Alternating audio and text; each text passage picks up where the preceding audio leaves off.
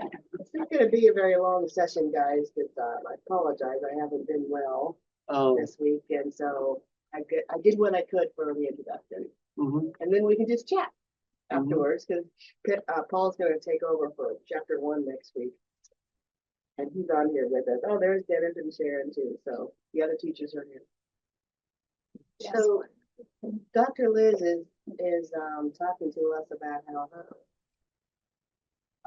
social activist life began, and it was interesting. This organization, KWRU, talked about it last week, was what she kind of got started with in Philadelphia, and Kensington Welfare Rights Union. And so what they did, and it sounded like she was a part of it, so I want to talk kind of honestly about who she is and what we're talking about here. In 1995 in Philadelphia, this group, you look at what the statistics were in Philadelphia at the time: 39,000 abandoned homes, 27,000 people. And yet this Catholic Church, St. Edward's, wasn't getting enough money from their rich parishioners, so they closed down. And so this KWRU group broke into the church. It was an abandoned church. They broke into it, and they had all been a part of this tent city nearby. And so this introduction, they're talking several different ways about what that looked like. I wanted to go to the next slide too to say the authorities came in within a few days, and they tried to negotiate with this group to leave. But then what happened was the pastors of different groups and the college kids of nearby colleges all came and started supporting them, and the news got out that this is where the homeless were, and they kept saying to the authorities, hey, one lady actually said, we talked to God. We talked to God, and God has said that this church is for us. And you got to remember, with the Catholics, they don't talk directly to God.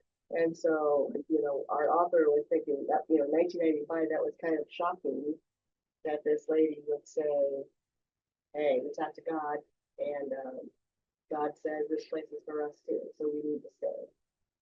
And so what started from lawlessness, one of the things the authorities tried to do, which actually ended up helping them, they said, well, you can't stay because it's not up to code.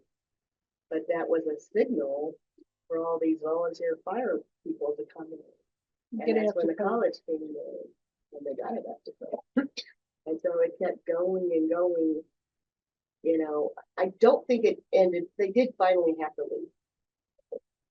But it's just interesting how she talks about lawlessness, especially me being a lawyer, in a way that, is there a place for, she called it the new underground railroad.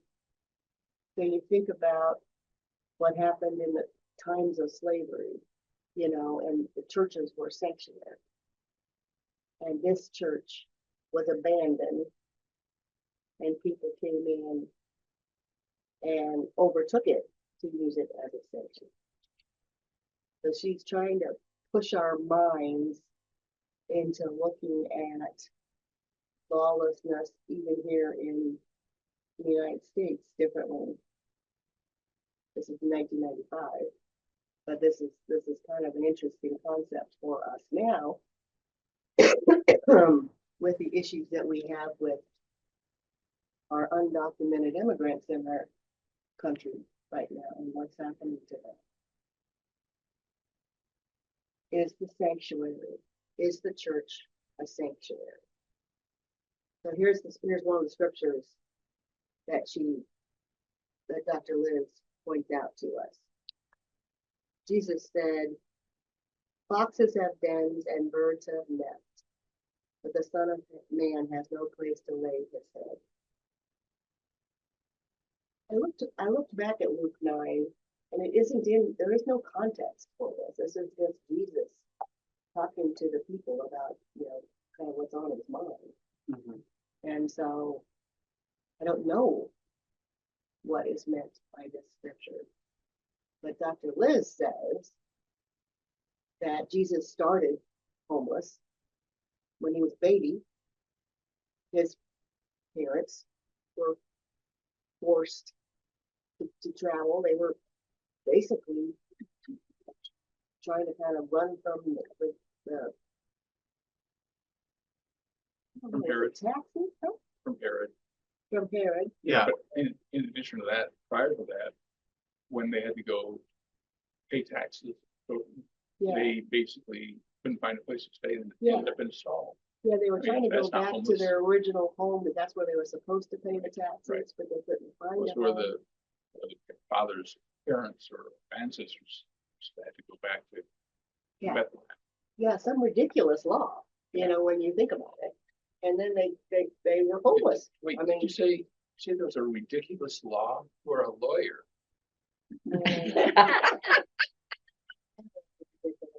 Unfortunately, as a lawyer, I could try to find a way to legally change stuff. That's the part of me that struggles with this, But Mhm. there are. There's times Yeah. when the civil laws are in tension with moral laws. Right. And then how do you Yeah. ethically, because I think most people would say it's good to follow the laws, because if we just totally disregard them, Exactly. we become lawless. Right. But But what happens when doing the right thing means suspending the law? yeah. And we have to look at our moral judgment at some point. That's what happened with slavery. I don't think slavery would have really ended without people pushing the government. Because if you guys remember our history, even Abraham Lincoln didn't start out Civil War thinking that slavery was going to end. He was trying to figure out a way to appease both sides. Well, she mentions in here too, that the slaves had to break the laws. Yeah. To escape, Yeah. and Yeah. so when you just pull laws from Yeah. a different time frame, and Yeah. I guess you can make everything, And I'm reminded of Legit. I've always liked to study Gandhi and how in India they had civil disobedience. It was lawlessness, but it was against unjust laws. And so I do think it's an important question for us right now. Well, and it even goes further, because when they took over, when the homeless took over St. Edward's, people from the neighboring surrounding neighborhoods brought in food, clothing, and all, and are they then breaking the law because they're supporting a group that basically broken into a building? Well, and what really touched me is that even when the police said to them, you need to get up to code, that was actually a signal Mhm. to them, go get it up to code, and they brought volunteers in to do it, and then they couldn't, and then they were able to stay a little bit longer because they got it up to code. Well, So there firemen, became yeah, people, firemen who heard that, yes, who were with them yes. to evict them, So supposedly. the movement started as lawlessness, but even the Catholic Church then ended up changing their ways a little bit, and they created a diocese in the inner city, because part of the problem was that church wasn't supported by the Catholic structure. Mhm. And so it changed the way they did business. Yeah. So something that started lawless ended up changing Philadelphia. But that's this what she said. organization that she became part of kind of came out of that National Union of the Homeless. Mhm. And one of their big campaigns was that take down the boards and going into abandoned homes and buildings. have a place to live. So it was kind of a repeat of Yeah, a movement that had happened yeah. 20 years earlier. Well, I do think even nowadays, what these young people are dealing with in terms of rent, you know, not nearly what our age group dealt with, you know. So we have all these wonderful luxury apartments going up in Kansas City. And yet, where is the affordable? I heard on NPR this week that they shut down the one homeless shelter in Lenexa because it didn't fit the codes. And so the NPR guys were trying to talk about what happens next. Because we talked about this last week. There are people in our city, Furniture Village, Overland Park, Mission, Kansas, that are going to be either homeless or homeless in one paycheck. Or the only reason why they're sustained right now is because they're incurring debt. Mhm. Yeah. The debt is a kind of this invisible, we don't talk about it. And what they were telling us about at the peace colloquy that Coral and I went to is that when you think about it, what goes first? The house goes first because you got to buy food for your children, and you got to have a car to get to work. You know, because it's really hard to do buses. You know, we don't have that great of transportation, and so the house is always the first to go. You know, and then you have the problem of you don't have a house, then you don't have a place to get a new job. You know? But in order for them to keep their job, they are living at the cars. Mm. You know. So, is there a deserving poor or and an undeserving poor? Now, Paul is here. Paul is here. Paul said last week, and I agreed with him, but I think that Dr. Liz would disagree with you, Paul, that Jesus made the choice of being poor. So did he make that choice because he was skilled, he was a carpenter. He could have been, I mean, you think of Gandhi and you think of the Buddha, okay? These were two people who became kind of martyrs for their cause deliberately. You know, I mean, the Buddha, well, I can't remember the guy's actual real name, but he started out in a very rich family, you know, and he gave up his riches, and Gandhi was a lawyer, you know, and he decided to live with the poor, and we talk about the different monks and the different orders, especially in the Catholic Church, of their choosing poverty. So the question that Dr. Liz asks us, and I think I know your answer still, Paul, but she pushes back at that a little bit and says, maybe he didn't. Did Jesus choose to be poor?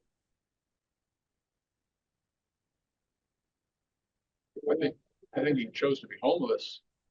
Okay. I mean, when you think about it, we know he was a carpenter by training. We know at some point his father passed away. And when you wander around and gather followers throughout Galilee, he's not going home every day. So he definitely chose to be homeless. Could have just built his own house. But then he couldn't have wandered around and gathered. Okay. So this was a choice. It's a question I've actually never asked myself, to be honest with you, Phil. I do think it's an interesting. Jane, Yes, Darlene. Jane, he also told his disciples to go without your extra coat, and without this and without that. And if he had chosen to have money, then it wouldn't have been an example for them. Okay, that goes to the choice issue. Yeah. Well, we've talked I about. meant, sorry, Okay. I wanted to get in for your previous comments on the previous thing real quick. Okay. Shawnee Mission School District has quite a lot of students that are homeless. Mm. Okay. And I was looking up the latest statistic, which is a few years old, has like 17,000 empty or abandoned homes in this area. So there's housing for everybody. It's just that our capitalistic system doesn't allow for homeless people. Yeah. And they can't afford to pay for an apartment a lot of times with what apartments cost nowadays. Yeah, I mean, 1,500 is, I don't even think you can pay 1,500 a month nowadays, can you? It's difficult. My yeah. grandson just got one for 1,300. 1,300, okay. Yeah, Overland Station right there. 79th and Gone are the days when Santa. I pay $300 a month for my apartment. Well, and then if you do have those apartments that are lower cost, they get you with fees. So my coworker just found out that her trash is going up $30. So it's like, and there's no explanation of why. When she called the office, they're like, well, we're cutting down on the number of days that they're picking up the trash. So why is it going up, not going down? You know, it's like, what? So yeah, she's like, okay, it was pushing it at, I think she's paying $800 a month for rent, and then with the fees and everything on top of it, it's getting ridiculous. It just feels like we're getting squeezed quite a bit. So I put this parable in here. Nadine, is Nadine here? Because Nadine and I would have sang it for you. This is the banquet song, Nadine. Luke 14, 15 through 23 is the parable where Jesus tells about the rich man who tried to invite everybody to his wedding feast and nobody would come. I cannot come. You guys know that song? No, Oh, I want to hear wow. you and Nadine sing. No, Nadine's not here. I'm sorry. I'm not gonna sing it. I cannot come to the banquet. Don't trouble me now. I have married a wife. I have bought me a cat. It's based on this scripture, and what happens is the poor guy can't get anybody to come to his banquet because all of his rich friends are busy. So he goes and grabs people off the street, and it's the homeless, it's the poor that end up coming to his banquet. And honestly, I have never understood that scripture Yeah. until today. Mhm. It's like, oh, maybe Jesus was saying that we need to invite those people first to our banquets. Is that what he was saying? You guys remember that scripture? I don't have to sing the whole thing. Oh, you keep can go thinking- look it up if you want. Yeah, I keep thinking that part of the message is that those people who are poor and homeless, they're the ones who respond to Jesus' message. Yeah. So they're the ones that come to the banquet. Whereas That's what people who are prosperous, Yeah, that's what Dr. Liz busy. says, you know, is we need to look at the scriptures from their viewpoint. Because that was Jesus's viewpoint. I mean, that's what's kind of blowing my mind a little bit in this book. It's like, okay, Jesus deliberately put himself into that viewpoint. Whether he had to is you know, a question up in the air, you know. He definitely chose to wander around, you know, didn't settle down. And he also told us, you know, I remember kind of having some issues with, he told Peter and his fisherman friends to get up and leave his family and his work and to follow him. And it's like, oh my God, Yeah. that seems a little unfair, you know, Mhm. that you're telling somebody to leave your family and your work. You know, I mean, to me, that's not realistic in today's day, you know, but he was telling people this is the lifestyle to pay attention to and to honor. How many times have we seen in the Bible, Jesus honoring the poor? You know, I mean, that's what, to me, that's what the Beatitudes is all about. You know, the humble. So that parallel to banquet was interesting. Yeah. Oh, I wanted to talk about, oh, this is really too small for you guys, sorry. She talked about Katrina and really threw me down a rabbit hole. Because I remember when Katrina was happening, that we saw that so many people then gathered at the Superdome. Remember? And the part that Katrina exposed was even bigger than what I paid attention to. Because, you know, once again, me being a white middle class woman in Kansas City, was only paying attention to half of what was going on in Katrina. You know, and so what was really happening was that there was a disproportionate impact on the low income African Americans, because even the pre-hurricane policies in New Orleans treated them differently than the whites. So their levies weren't that strong. And then the evacuation policies relied on private means of transportation that were less available to Africans. So every step of the Katrina disaster hit the African American population harder than the white population. And then it became apparent finally when they all gathered at the Super. They didn't have anywhere to go. You know, and there was just this huge crisis. That's kind of how the government in general works though, because wealthy people can afford the lobbyist, and the lobbyists are the ones that get things moving for whoever their constituent is. And so it's just kind of this unspoken things just don't happen for people that don't have representation.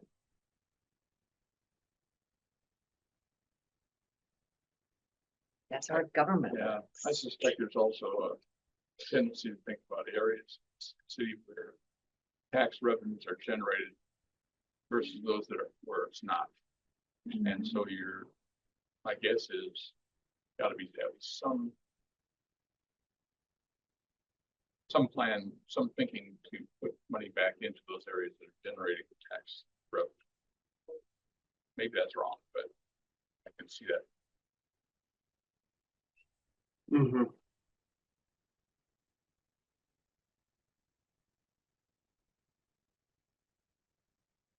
So here's what Dr. Liz tells us. We are called to join and support a growing social movement to end poverty, which is led by the poor. This is what the Bible and our faith demands. How do you join a group that is led by the poor? I mean, that Philadelphia story is what kind of makes me feel like, okay, that's what they did. You know, they were all living in the tip city nearby, which has gotten big. And we talked about that last week where Martin Luther King was really, it's like, well, we've had tent cities here too, and they're it's kind of one of these communities that we see as we drive by, but I don't pay attention, you know. But I never thought of them as, this is them banding together. This isn't just them. This isn't just them, you know, surviving. This is them trying to thrive with each other, you know, like, so in this Philadelphia tent city, if somebody would have food stamps, they would bring it in and they would share it with everyone. You know, they would bring in a toy, you know, the toys that they found, it really was a communal type of setting where they were trying to live their lives the best they could with each other. You know, so when you have nothing, then you find a group of people who also have nothing, built from nothing together.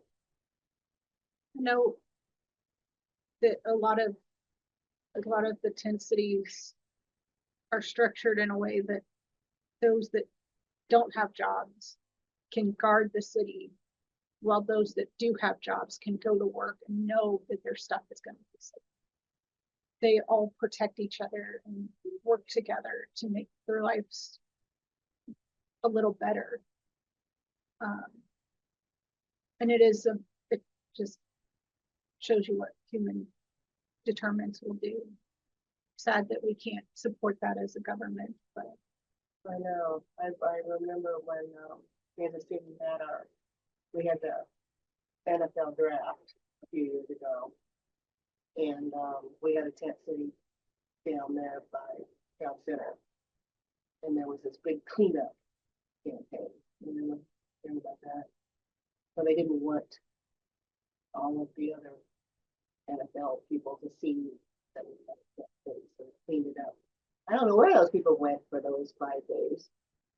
it's gonna happen again with the World Cup. I know.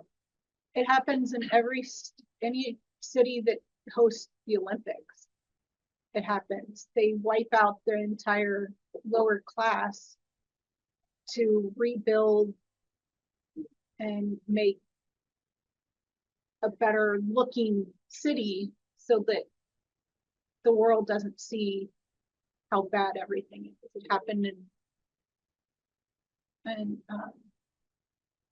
a lot of the different countries where they just go, oh, this housing unit is only for lower class. Well, let's just tear it down and send them someplace else, wherever, and build dorms and hotels and stuff for the Olympics. And then the Olympics happen and go, and those structures are there and nobody can afford them.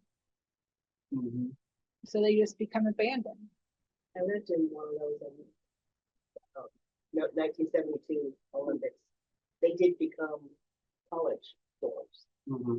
and units, so they were in the When they're built in a good spot that perhaps like has structures that, you know, like colleges or something nearby, that's great. It's a hell of a plan. Yeah, Yeah. but most places are just like, oh, let's just wipe this neighborhood out and rebuild it so that we can support the Olympics.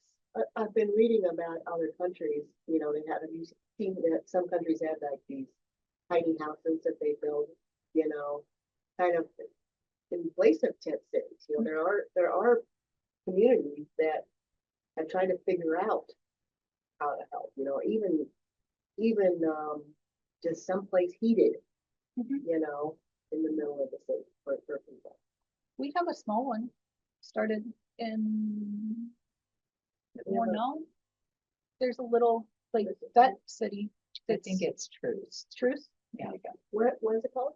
There's a little veterans It's that guy that was gonna run for small houses. governor or whatever, but he had PTSD, the red-haired Yeah. guy. I I know always you have forget a his name.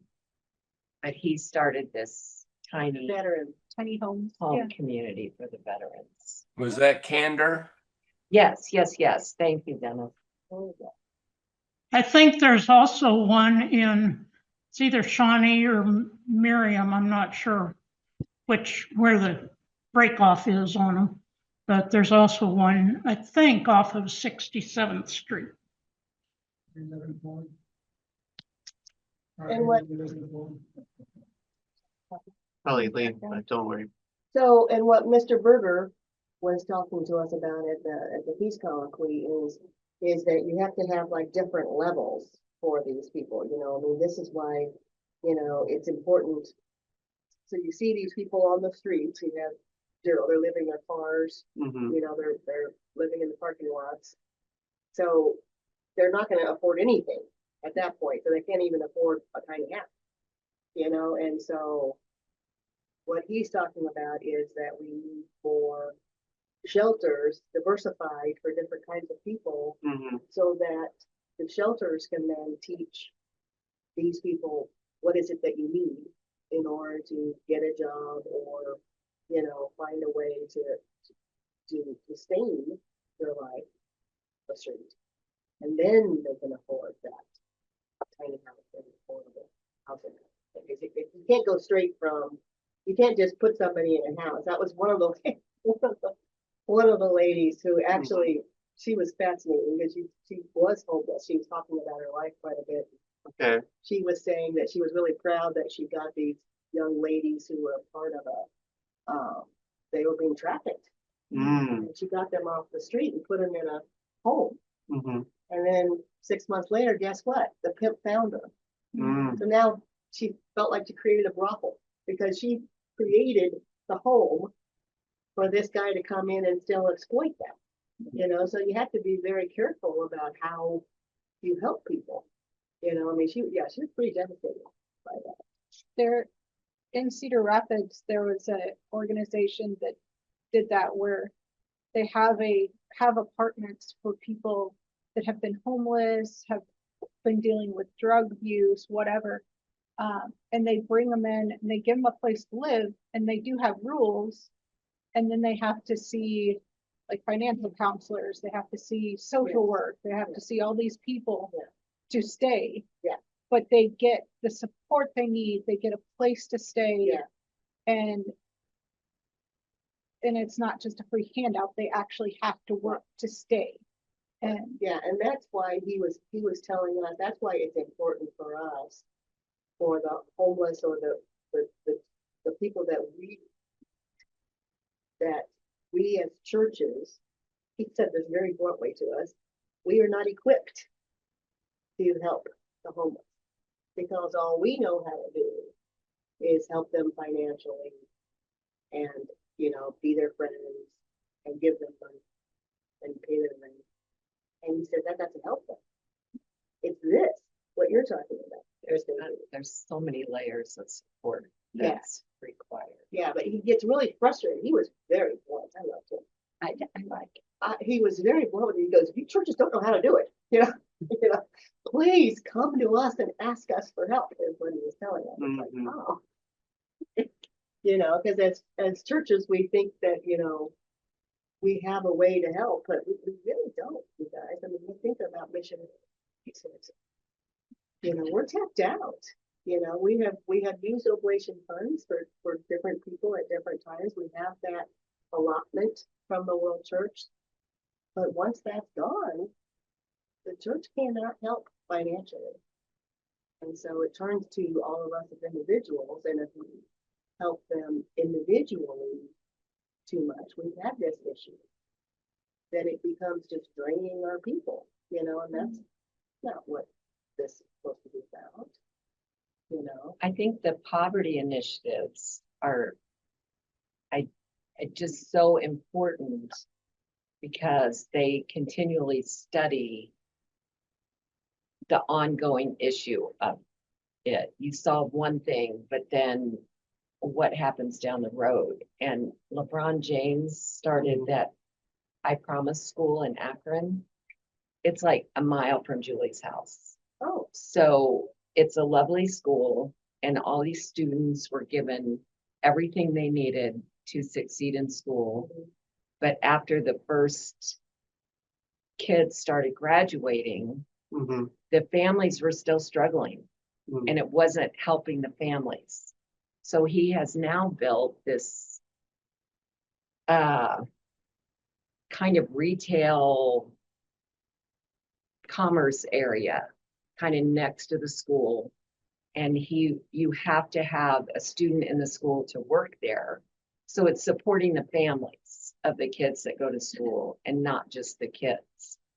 So he's trying to extend the support he came to, back. So he came back when something wasn't working. Yeah, and made it better. it wasn't working. So it's like, okay, that helped that problem, but now what about this? So he's still continuing to, try to help that community. Yeah. So that's been kind of interesting. So it gives the families jobs. It just helps more than just the students. I love it. I love it when a rich person is really looking at it. That's his old community. Yeah, when they come back. I mean, Shaq is the same way. And reading the story that when he decided to have his tennis shoes come out, he forced them to sell them at Walmart at a reasonable price. And everybody was like, what? make so much more money. And he's like, he actually ended up making more money because he sold more. But he made them affordable for these, young kids who, can't go buy the Air Jordans. I just thought that was cool. It is cool because people were killing each other for Air Jordans, literally. Exactly. Yeah.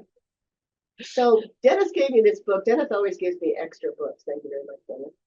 And Paul, you're not here, so I can't hand it to you. It's really more for chapter 1 than for the introduction, but it's a foreword by Jim Wallace, and it was written by Shane Claiborne. It's called The Irresistible Revolution. So I read a couple of chapters, Dennis. I tried to do my homework for you too. And it's the interesting thing. The subtitle is Living as an Ordinary Radical. I thought that was kind of fascinating. So I went to the first couple of chapters. And so when you think about when Jesus said, what is the way? He wants us to tell people, the Great Commission is to talk about, the way. Okay.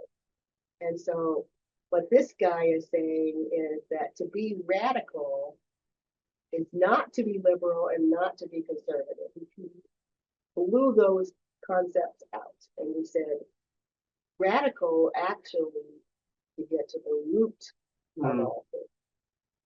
Like a radish. That's funny. I didn't know radical means root, rad part. So it's getting to the root of things. And so how do we get to the root of what Jesus meant by the way? What is the love? What is spreading the love, spreading the word mean from what Jesus was really trying to do? And so this guy, that's what this guy is doing. And I think that this is what Dr. Liz is trying to do, is to say, let's look at Jesus in what he was as a radical in his age, in his century, as to what that means in 2025. Yeah. We have an answer to that today, because that's it. That's all my slides. So we're gonna get out early, or we're gonna chat a little bit more about this. But I do think that that's what this book is about. And if you look at what I didn't do, and I probably should have, was back at the preface part, she was going through all the different chapters that she was kind of introducing each chapter for us. And sorry. I don't like to read synopses of chapters before I read them. I like to have a surprise. But on pages, if you want to go back to the beginning of the book, she talks about each chapter and what it's going to be about. And I do think it's kind of interesting that this is what Dr. Liz is trying to teach us, is a different way of looking at what Jesus was doing. There's one quote in the intro. She says, "Tent City became community and church, much like the first Christian communities." And I thought that was Yeah. they really pulled together just as the Christians formed community with the help of each other. I mean, it wasn't all preaching. Right. Wasn't all preaching. I think of our own movement and how we started. And it really was he pulled a lot of people, Joseph Smith pulled a lot of people in that were impoverished and trying to find a way different from what their communities were. And so there was, I think of those first years of the community. Well, they call themselves that Church of Jesus Christ, but none of these things. So they call themselves that really early. They first were Church of Christ. Church of Christ. So the early Church of Christ was inviting people in to be a part of a community setting. I think that was part of that early vision. It didn't work so well. Just because we're humans and people got fighting about who should share what. Yeah, But I do think that that concept was the concept that we're talking about, you know, and perhaps the early Christians, you know, even when you think about after Jesus was killed, they were hiding, you know, in places to have their churches, you know, and they were banding together in that same communal. I don't know. Are we that way now? Can we be that way now? Can What does it mean to be radical today?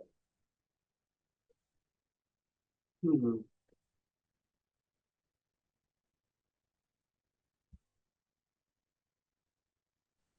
Jane, what's the name of the book now? Our book Yeah, is called Always With Us. okay. I can bring it to you. Liz Theoharis is her name. Okay. I hadn't heard since I haven't been there. Okay. Yeah, Thank you. we'll have somebody bring it to you. We got some copies still.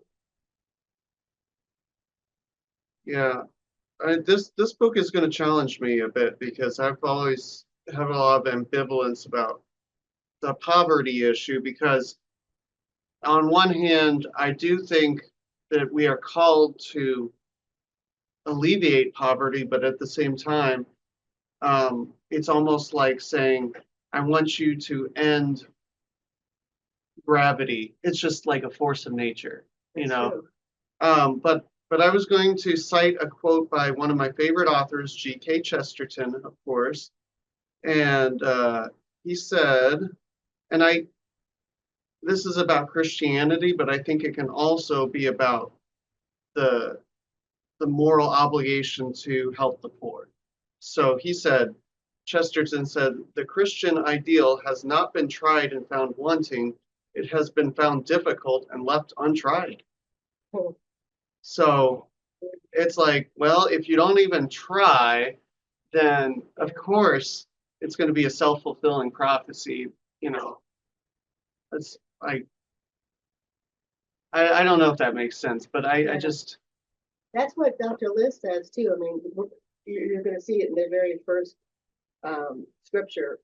She comes back to that scripture where, you know, Martha is it Martha that's putting the oil all over him? I can't remember which lady. Mary, Was it Mary? but I might have been Mary Magdalene.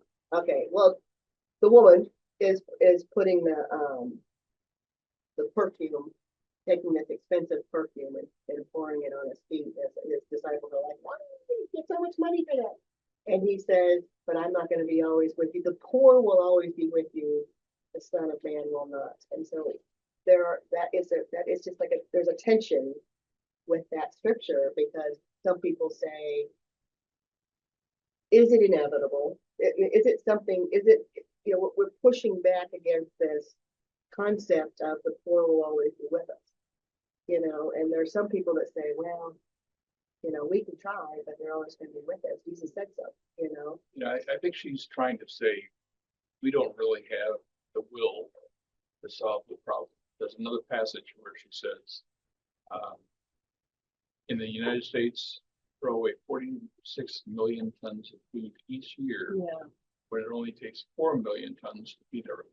right. And I think about The waste. some places, like I know Tiffins before, when they were still in business, they would, any pies at the end of the day, Mhm. they would give them to some of the shelters. Yeah. And I know other places have done the same thing. They'll take a day or two old bread that is still viable. They'll take fruit that has a hump on it. Yeah. And donate it to the groups. But that takes a system. It takes someone to follow up. And people get tired of doing that, and if there's not a system. You know, And they give up. FYI, Robin's got some contacts with the grocery Panera. store in Panera Mhm. that she gets those leftovers Yeah. to take to our shelter. I So know that that is something Mission Road has an end to maybe create that system to help, because I agree with Jonathan, there's so much waste.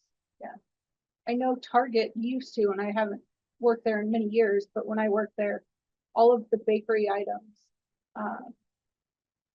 would be given to harvesters at the end of the night. Yeah, maybe we can do some research on that to see who does what and how we can, you know. I do think that just in learning about all the poverty initiatives, one of their first tenet was the leadership needs to include Mhm. the poor. Yeah. That needs to be the leadership, because we can do all of these things, but if you don't understand What the need, the problem, the roadblocks, all of those things, you can't solve it if you don't understand it. We need to ask them what they need. Mhm. We need to talk to them and listen to them. And we I think- don't charity.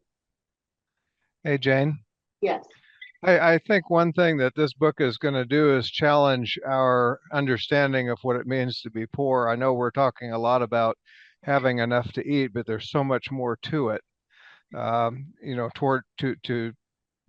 be in poverty, I mentioned last week about the monks that take the vow of poverty. And while they take a vow of poverty, that doesn't mean that they're homeless. They have a place to stay. They have clothing to wear.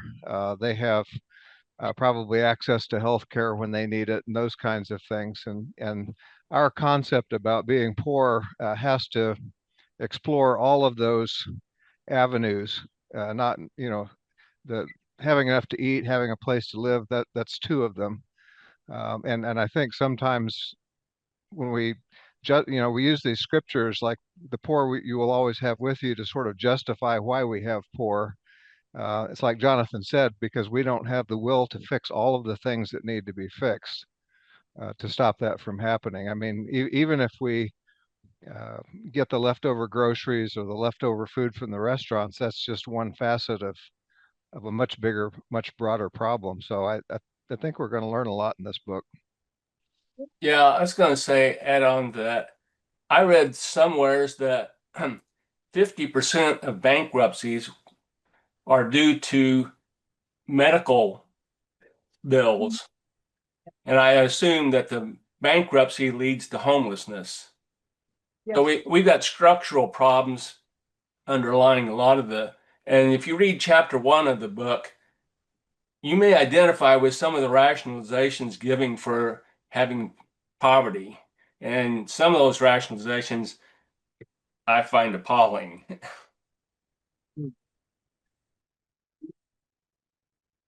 To follow up on what Paul was saying, one of my favorite Kansas City Chiefs, Kelsey, continues to donate and support Operation Breakthrough. And what just in the last couple of years, they have added a system where they're teaching kids everything from welding to, using power tools, things of that sort, doing technology, to maintaining computers. I mean, they are giving them a trade and skill. Part of poverty is you don't have the skills to support yourself. Mhm. And so I think Operation Breakthrough, among other things, supports providing those skills. We need so many tradesmen in this country, and we have a shortage, and they're prepping these kids for that. do you see it working? Do you see these young kids then either going to college or going to jobs and things? I haven't followed up that much to know, but I Yeah. do know that by the time they reach end up with high school degree, that they've got a lot of skills that they otherwise would. Jonathan and Robin both have been active with Operation Breakthrough, and I've been, paying attention to what you guys do, because that's another amazing organization. Yes, Kelsey and his brother talk about it on their podcast all the time too, so it's getting some national attention, which I think is very cool. But yeah, We've got kind of a ready-made opportunity with Center of Hope We do. to kind of maybe get involved in a little bit different way to kind of try to understand more of what the need and And I how to. know that Center of Hope down there, from what I understand, they had a presence at the Peace College, but not as big as I would have liked them to have, but what they were telling me is that this KCK area, there's a lot of tent cities, there's a lot of shelters kind of all working together, and they're a part of it.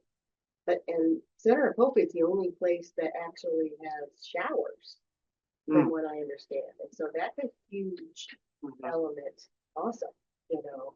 And so that's something that we can pay attention to with what, you know, as we are looking for Mission Road Action Plan, which is always on my mind, you know. What is it that we can do a little bit? Well, how can we tweak what Mission Road is doing? You know, we're already, you know, donating a lot, you know, and the whole Mission Center is doing a big part. We need to pray for them to find a new director, you guys, because Marcia's going to be retiring, and they're really worried that they're not going to be. I wondered if that's what this was meaning. What's this? Did I miss up? In the Mission Center. Yeah, What did it advertise it? right on the front, job opening. Yeah, good. They're trying to advertise. They got it on the Indeed. I know that they've got it at different places. So they're definitely working to find somebody to replace her. But you know, she's one of these people that had that vision That's that gonna be hard. nobody else can do it like her. You know, so the people that are under her are saying you can't do it. You know, and so this is a real problem when you have a visionary person and then you don't have the system to figure out how to make it keep going. So that's something I think we need to pay attention to. You know, this is definitely our chosen place to support, you know, so we gotta find, like what you guys were saying, what Paul was saying, you know, and I like what you said too, Ryan. It's like, you gotta try. Let's find some way to do something different than what we've been doing. You know, maybe that's the challenge. This book is gonna shake up our minds a little. You know, listen. Maybe for next week, Jane, we could start developing kind of a concept map of what our understanding is of what it means to be in poverty, to be poor, and think about all of the different aspects of life, you know, that are impacted by poverty. It's you know, food and shelter, obviously. It's clothing, it's education, it's access to jobs, it's transportation. I mean, there's a whole lot of things that are affected when you don't have the money to do them. And it might be interested to see how all of that interacts as we go along through this book. And since chapter 1, we're going to be kind of talking about some of these definitions anyway, it might be a good time to start collecting that information from the class. So let's do that next week and kind of think about you know, what it means to be poor. Yeah, say that term. What do you say? What do you call that term? A map? What kind of a map? Yeah, it's called a concept map. You know, when you're trying to understand the relationships between different aspects of a thing, in this case, different aspects of poverty, and how one feeds into the other and impacts the other. It's kind of it's just a visual way of helping you to understand all of the things that have an impact on the concept that you're talking about. Concept map. I like that. Let's do that. Concept map of what It's called a concept map, yeah. and then chapter 1. That's next week. Okay.